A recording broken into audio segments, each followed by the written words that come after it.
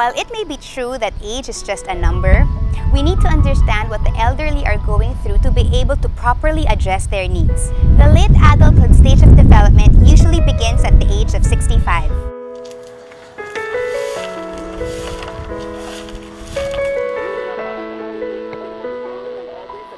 Beyond 65 years old, then we already consider that person a late adult. Dahil humahaba ang lifespan ng tao, medyo humahaba rin yung stage na yun. Which means that many people are not prepared to get into a very long late adult stage. There are many changes that happen. Depende na lang sa tao if that person is able to cope with yung changes na nangyari. Kung di makakope, then mas lalong magkakaroon ng problema yung taong yun. There are many physical changes that happen eh. Yung pinaka-noticeable, no, syempre, will be the loss of bone density at saka muscle mass. So medyo lumiliit yung tao. Dahil magko-compress yung spine, lumiliit rin yung height niya. Also, yung respiratory system niya, cardiac system niya, and even yung gastrointestinal system will become less efficient. And then, of course, nagde-decline rin yung brain capacity at saka yung functioning niya.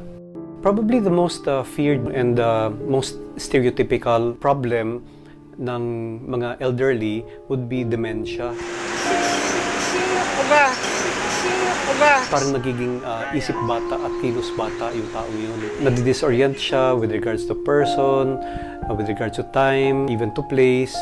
Yung brain ng elderly lumiliit. Isa sa mga changes would be yung cognitive processing, medyo bumabagal. So bumabagal yung pick-up ng tao na elderly. Bukod doon, mas nagiging makakalimutin. With regards naman sa social development, depende yun sa personality ng tao. Kung sociable siya ng kabataan niya, then we can probably foresee na magiging sociable pa rin siya. So usually, kung ano yung pag-uugali ng tao during the younger days, pwedeng mag-worsen. According to this psychologist, si Erik Erikson, we all proceed through stages sa development natin. Yung mga elderly people will go through a stage of struggling between yung integridad nila at saka despair.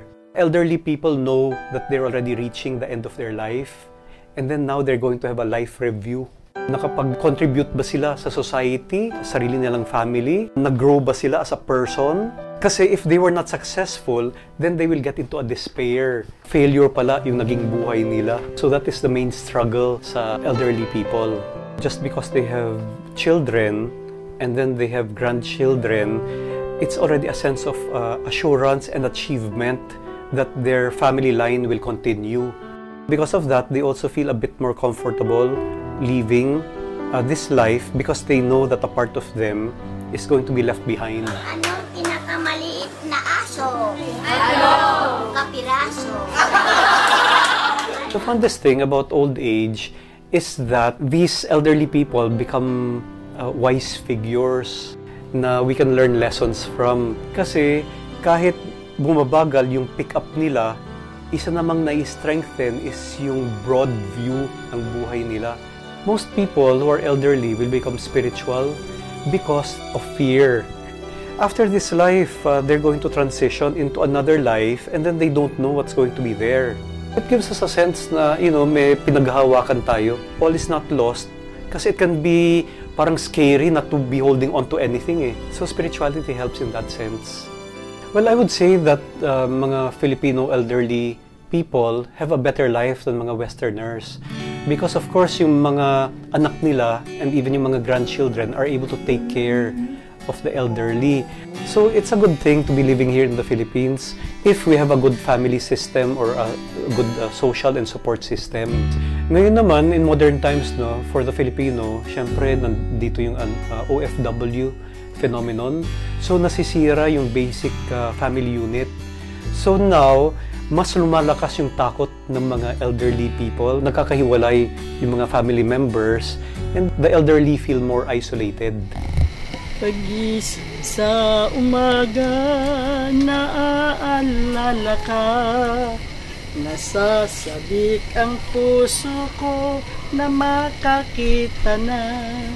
According to Dr. Del Llosa, reaching the late adulthood stage of development is a chance for us to live a more meaningful life. A chance to let go of the anger and the emotional baggage that is pulling us down.